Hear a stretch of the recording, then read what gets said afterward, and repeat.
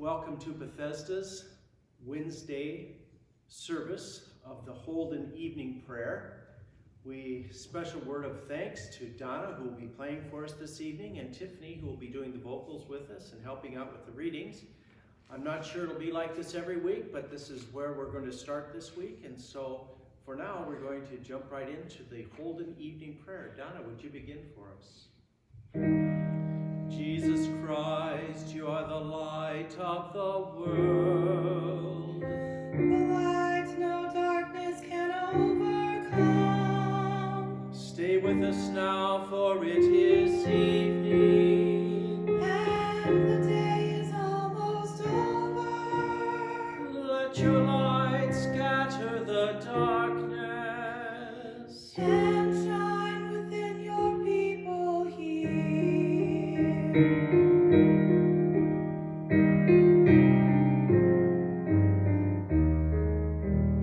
Joyous light of heavenly glory, loving glow of God's own face, you who sing creation's story, shine on every land and race. Now as evening falls around us, we shall raise our songs to you. God of daybreak, God of shadows, come and light our hearts anew. In the stars that grace the darkness, in the blazing sun of dawn, in the light of peace and wisdom, we can hear your quiet song. Love that fills the night with wonder, love that warms the weary soul, love that bursts all chains asunder, set us free and make us whole. You made the heavens splendor, every dancing star of night. Make us shine with gentle justice. Let us each reflect your light. May the God of all creation, gentle Christ who lights our way, loving Spirit of salvation, lead us on to endless day.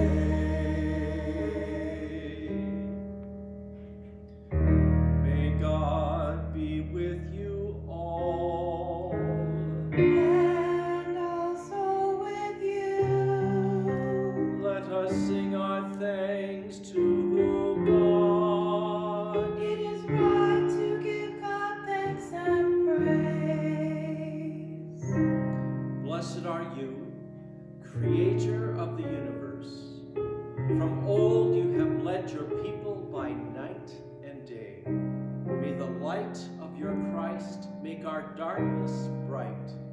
For your word and your presence are the light of our pathways, and you are the light and life of all creation.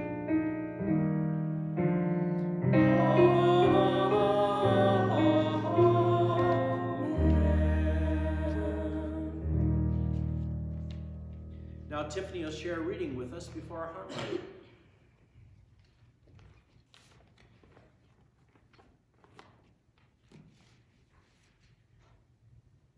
Then the soldiers of the governor took Jesus into the governor's headquarters, and they gathered the whole cohort around him. They stripped him and put a scarlet robe on him, and after twisting some thorns into a crown, they put it on his head. They put a reed in his right hand and knelt before him and mocked him, saying, "Hail, King of the Jews!"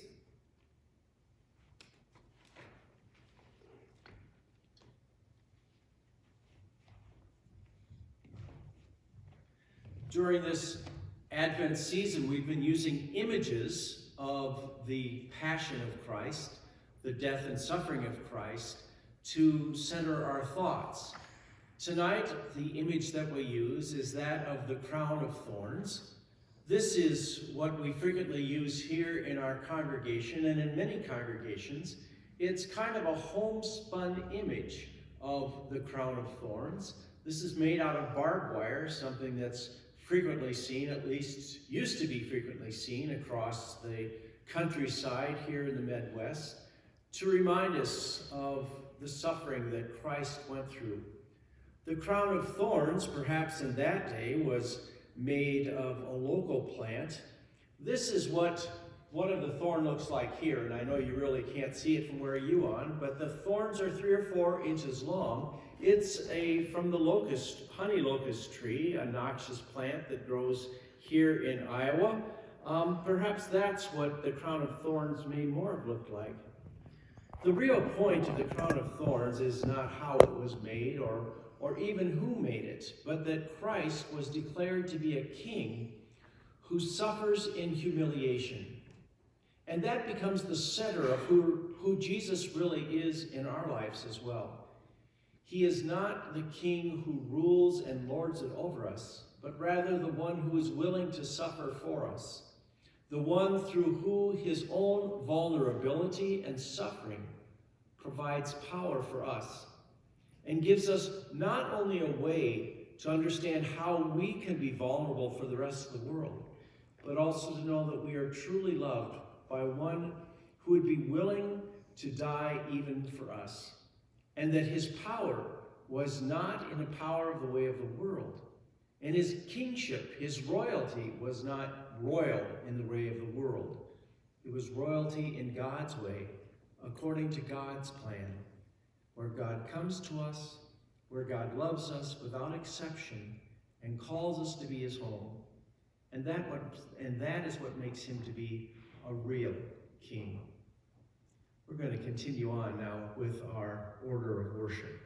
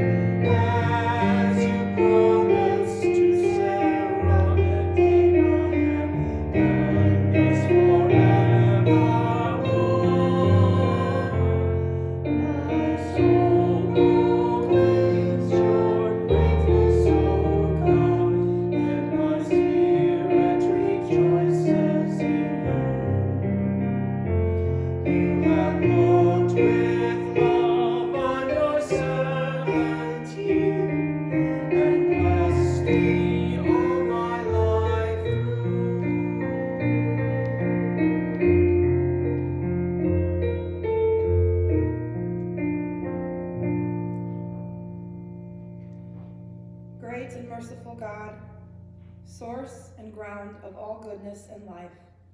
Give to your people the peace that passes all understanding and the will to live your gospel of mercy and justice. Through Jesus Christ our Lord. Amen. God, remember us in your love and teach us to pray. Our Father in heaven, hallowed be your name. Your kingdom come, your will be done, on earth as in heaven. Give us today our daily bread. Forgive us our sins, as we forgive those who sin against us. Save us from time of trial, and deliver us from evil. For the kingdom, the power, and the glory are yours, now and forever. Amen. Let us bless our God. Praise and thanks to you. May God Creator bless us and keep us. May Christ be ever light for our lives. May the Spirit of love be our guide and path for all of our days.